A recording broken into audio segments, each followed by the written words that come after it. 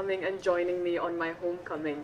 It means so much that all of you braved the hot Dimapur weather to be here. I can see all of us sweating, and believe me, I'm also really sweating right now. But despite that, it warms my heart to see all my family here, to see the people of my village, from my clan, from my gym, from the students' union, from the church, from everywhere. And it really brings me back to a moment where, right after Femina, I made Femina Miss India when I was 18. And now, almost 7 years later, where I have made so many friends, I have made so many memories, and I've learned so many things. I didn't really plan to go to Miss Universe, but one day I felt this voice in my heart that said, this is a path for you. You have to give this a try. And I believe that if you can dream it, you can achieve it. My journey that started from the audition dates of Miss Universe Nagaland extended to 2 months, and in that duration I have learned so much. I have grown as a person, and I truly saw a different side of me within that time. When the competition started, I was overwhelmed by the support, and never before had I received so much prayers, so much support from Nagaland, from Northeast, from across India. And it made me really think that if we come together, we can move mountains, we can do so many things together. And for that, I am so grateful. When I was in my competition, there were times when I tripped, there were times when I felt low, but my family were always there. My mother was always praying for me. And those moments kept me strong, and today, here we are. Once again, thank you so much for coming, and keep supporting. I believe that we have so much more ahead to look forward to. Your prayers and your support to everyone on social media, to all the well-wishers who extended the help, to all the designers, to all the people who gave me advice, to those who told me how to improve myself, and to my ramp walk mentor, Arnish. You made my journey what it is now. Thank you so much. So congratulations first of all for bringing laurels to the state. Now can you just walk us through the journey since July a little bit, and how difficult it was, or how easy was it? I wouldn't say it was easy. Every journey is difficult. For me, ever since I started from my auditions, one of the things I really wanted to focus on was my ramp walk. And I believe that was one of my weaknesses. I spent weeks preparing on it, and I hoped to do my mentor justice when I was on stage. Other than the ramp walk, I had to really focus on my diet as well, because as a Miss Universe, you are expected to be on your tip-top condition in physical sense as well. And of course, there were a lot of preparations for clothes, for wardrobe, because I believe that a queen has so much more to prepare than just the stage. You have to impress the judges, you have to impress so many people, and the journey itself has been so incredible so far. Thank you. So what was the most challenging part about the competition that night, Miss Universe India, that night? Which round was the most, I don't know, difficult? I believed when I started the competition, the most difficult would be the swimsuit round. But it was so incredible, the adrenaline rush. I don't think anything was very difficult in particular. Once I started walking on stage, everything just fell into place.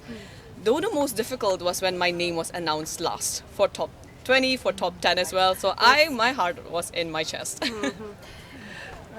So, you came up as the 4th runners-up. Yes. Do you think you gave your best, or you have any regrets on that? Anything? I gave my best, and I am content with the knowledge that from day one, I did it as best as I could have. I spoke my truth. I did my best on social media. I interacted with everybody, and that effort, I believe, can be seen, and I'm content with it. Okay, so how about your future plans now? Especially if we're speaking in context of Nagaland, also we speak a lot about government jobs and the stereotypical way of that also. What are I think your thoughts on mom that? is also Yeah. expecting you. We had just asked Yeah, her, we just spoke to her also, and she's expecting you probably to join Government the job. government service. Yeah.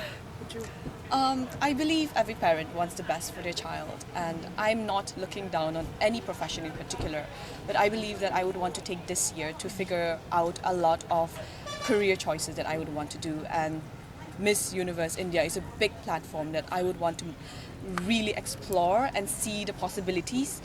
I believe I still have time if I ever choose to do what my mother wants me to. And you never know. 5 years down the line, things may be different. But now, I think we can look forward to a new beginning. If it wasn't beauty pageantry, what would you have been doing apart from the government service that your mom wants you to do? What would you have been doing? I would have been probably studying to be a professor. And I've always loved to be an educator, to talk with people, to know more about the English language in particular. And I've always looked up to my English professors as well. So if not a beauty queen, probably a professor. So what valuable lesson have you learned in this journey? Valuable lesson have you learned? As a child and as a woman, I grew up being taught to be humble, to respect people, to always make sure that people are comfortable around me. And that played out in ways that affected my life. And it's not bad in any way, but Miss Universe gave me the confidence to come into my own individual being. It gave me a different view of what I could be if I truly expressed myself. And that was one of the most valuable things that I took away from it. So the answer you give in the question are Yes. when it comes to fear being instilled amongst women and India especially The not biggest being challenge. fully safe for women also. Do you think in Naga's context, do you think women are safe in the present day? What would you say? I believe a lot of people are silenced. Not because of any particular reason, but they're silenced for fear, for shame, for their reputation. And as a woman, I have come across so many stories where people just kept silent, whether they were assaulted, whether they were abused. And believe me, it happens in Nagaland as well. It's just that we don't speak about it. We are not vocal about it. Every woman feels fear. We fear for the way we are treated on the streets, and sometimes we even fear in our own homes. And I did a lot of research behind it actually, because I was preparing my poem for my talent round back in Miss Universe, and sometimes the universe just lays things out for you. And for me to get that question was a chance for me to voice my truth, and I believe I was able to do that. What is the first thing you're going to do? This is the last question, I think. What is the first thing you will do after you get home, after you reach home? I think the first thing I will do is thank God, because I have seen miracles that played out in my life during this entire journey, and I believe I needed a moment to take time to absorb whatever happened and to truly be in the moment and have a silent prayer with God and just breathe. All right, thank you. Thank you so much.